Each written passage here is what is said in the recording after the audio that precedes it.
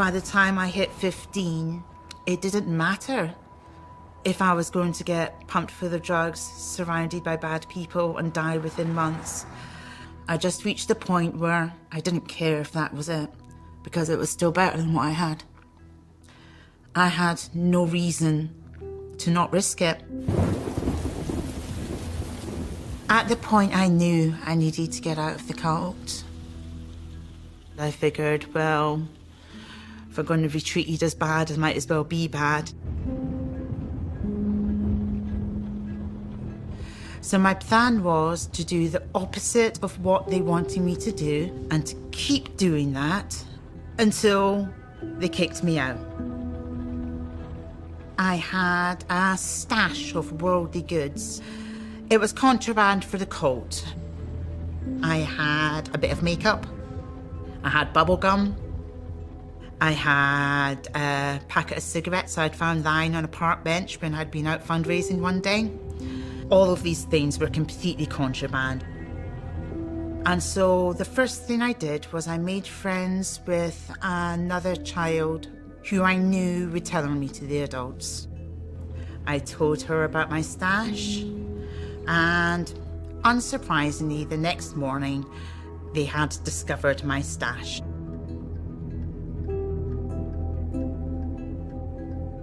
We were at devotions and everyone was sat round in a circle, all the other children and some of the adults. They directly accused me. They said to me, right, we know this was Lou. We know that this is your stash. What do you have to say about it? I said nothing, as in I said the word nothing. Nothing to say about it. So then they said, I'm very disappointed in you. As the Lord's very disappointed in you. Obviously, these things are of the devil, and he's obviously influenced you to have these things. And, you know, that you need to, like, ask the Lord's forgiveness. And I was like, no, not going to.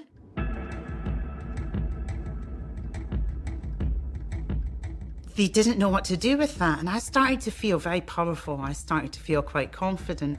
I was actually quite enjoying seeing the confused look on this adult's face. I don't think they'd ever come across this reaction before when they gave one of these speeches. I'm beginning to enjoy myself.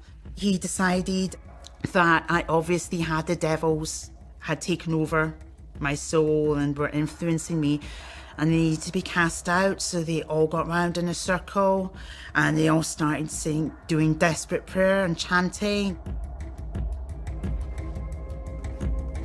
They're like quoting Bible verse and scripture. And I realised how ridiculous it all looked, and I started laughing. I started laughing so loud, I became hysterical. I was just laughing like you would not believe. Tears were coming out of my eyes. I was laughing so hard. And the harder I laughed, the more desperate and loud their chanting got. And at one point, one of the adults started flicking oil and herbs mixed at me, and they were trying to get rid of these demons, and they were saying, cast out to these demons. And I just kept on laughing. They sent one of the adult males, and he came into the room and he was holding his belt.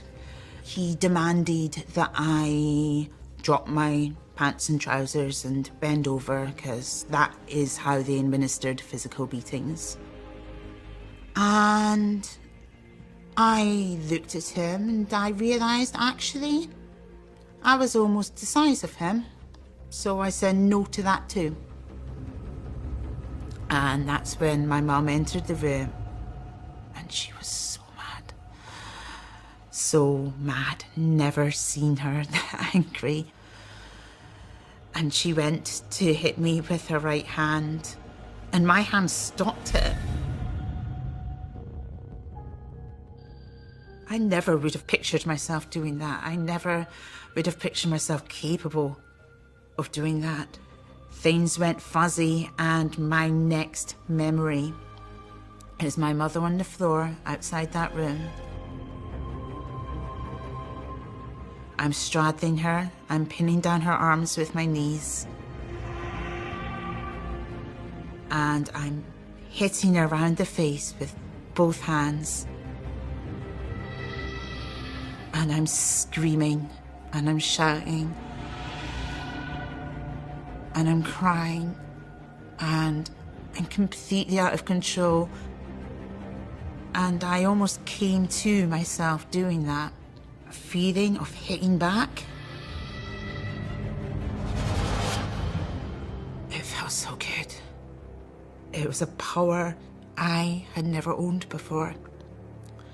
It's not something you normally get to be proud of, but I was proud in that moment. I felt so good that at long last, I'd hit back.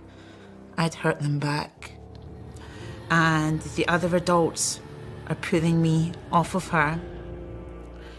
And at that point, I started screaming, "Let me out, let me go." I've never felt more free than I had at that moment in time.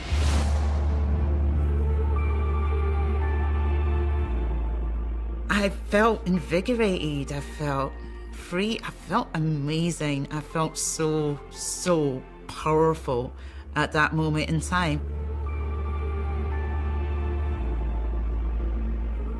So I'd made this plan to escape the cult, but I'd never given a moment's thought to what happened next. I hadn't spared a thought for where I'd end up. And from that point, I was on my own. David Berg told us